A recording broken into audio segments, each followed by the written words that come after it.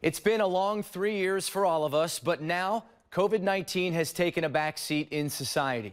The coronavirus is here to stay, but health officials say we now have the tools to keep it in check. We have a lot of information that we didn't have in 2020. Morgan Finke with Public Health Madison-Dane County says as the federal emergency declaration comes to an end, it's important to remember that COVID-19 is here to stay. Kind of the end of an era of this pandemic, but it's not the end of COVID. Finke says the Public Health Department has been scaling back their services recently. From the beginning, our response has shifted to meet the demand and the needs of the community, and we've seen that demand reduce over the past 6 months to a year. But that doesn't mean they are done fighting this virus. We're still here. We're still providing vaccines for folks. We know that that's something that is a really important tool as we deal with COVID, and we'll continue to deal with COVID. Finke says in the future, the virus should not be compared to the seasonal flu. But I wouldn't say that COVID is necessarily